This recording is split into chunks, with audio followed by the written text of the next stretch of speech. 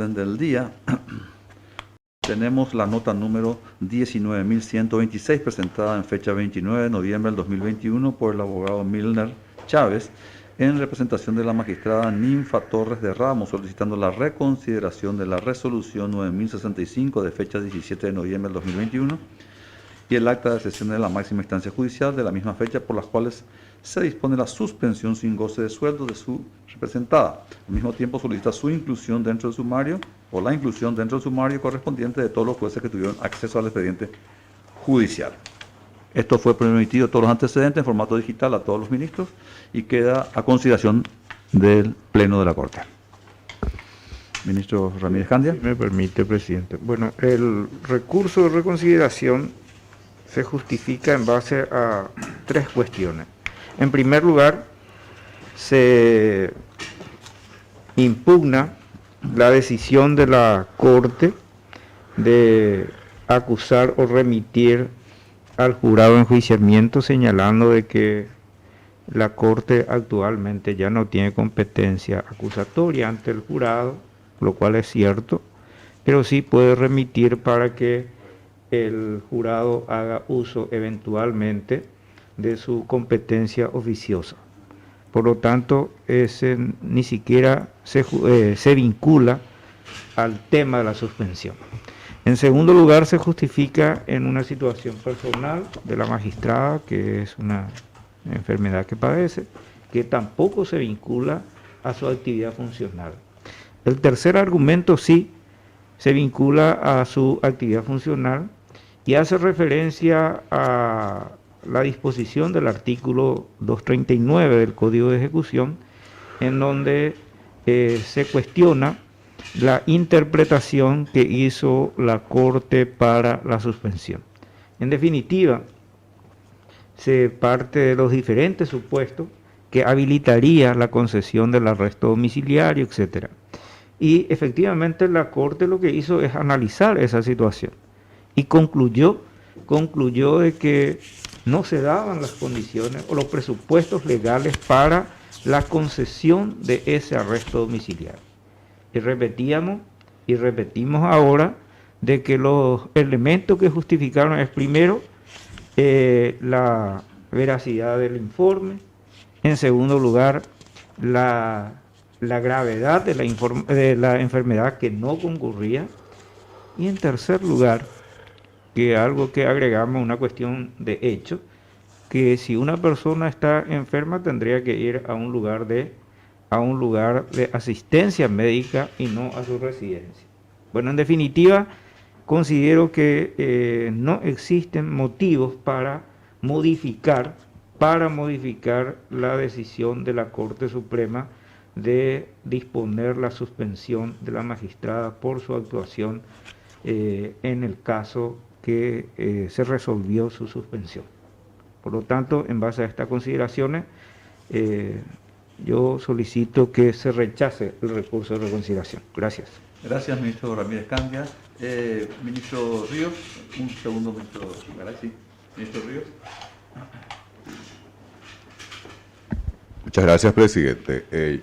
Yo respetuosamente voy a disentir con su excelencia el doctor Ramírez Candia.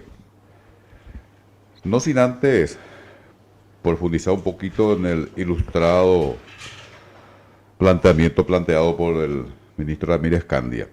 Es un tema muy complejo porque hay una disparidad de criterios de la Corte, en eso coincidimos con la magistrada en cuanto a los presupuestos, los requisitos para el otorgamiento de la prisión domiciliaria a alguien condenado a 25 años de prisión.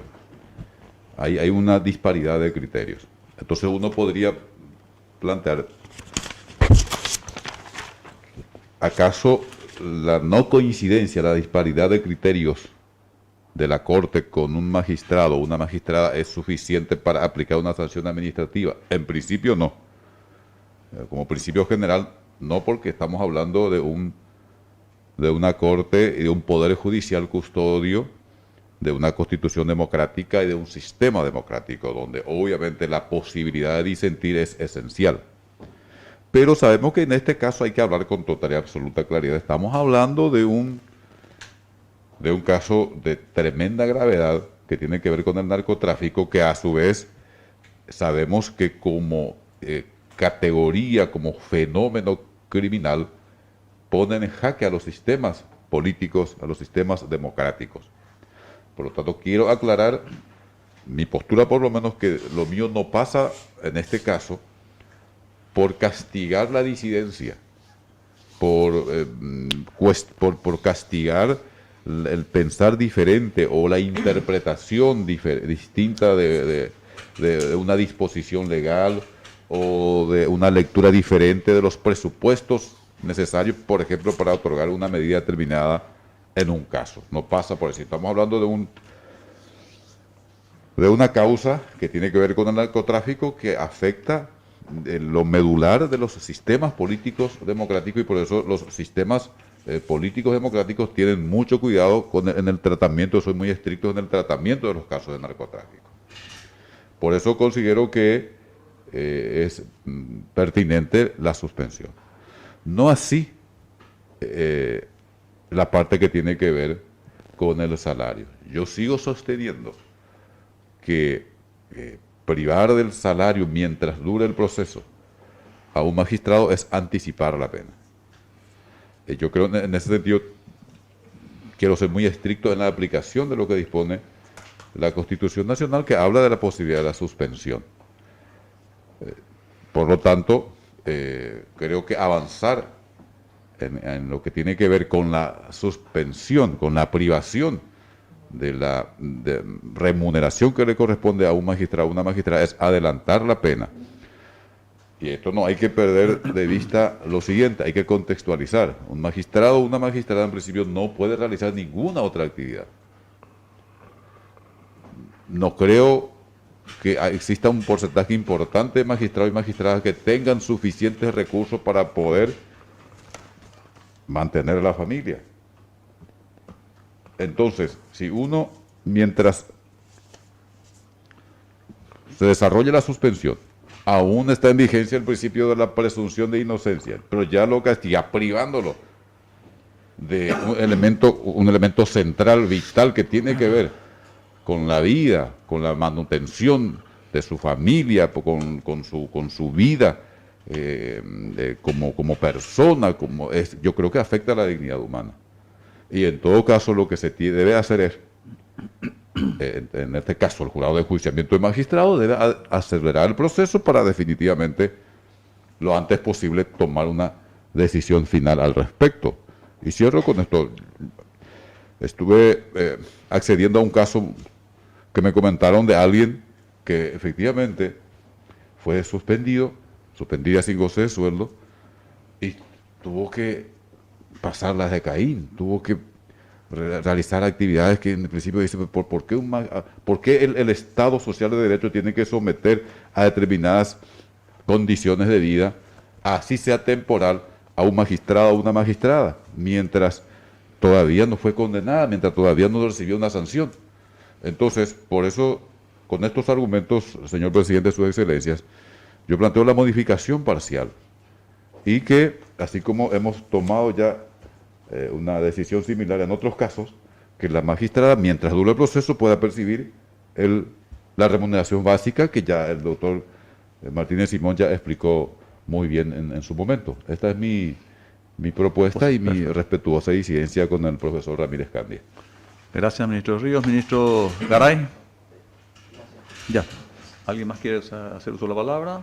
De lo contrario, podemos entonces, a consideración del Pleno, las dos posturas que en realidad difieren solamente en cuanto a el salario respectivo.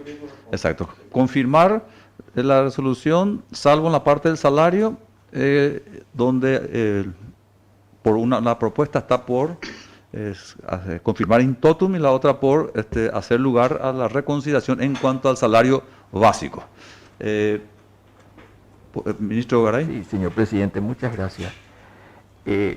Por la confirmación in totum, recordando, por lo que acabo de escuchar, que la ley de enjuiciamiento establece la potestad jurídica de suspender con o sin goce de suelo, según la gravedad del hecho acaecido.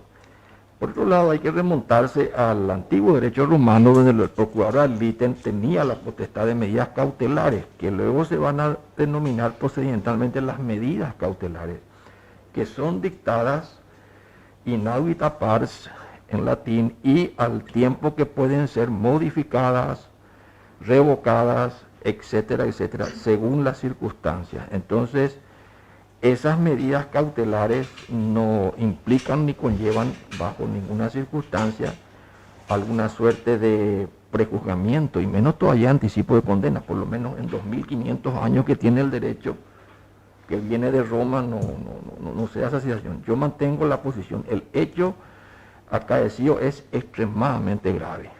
Ha sido explicado de manera irrefutable más allá de la interpretación que se pueda hacer, que tengo entendido que está por completo cercenada en el ámbito penal. Entonces, de un artículo que se citó recién.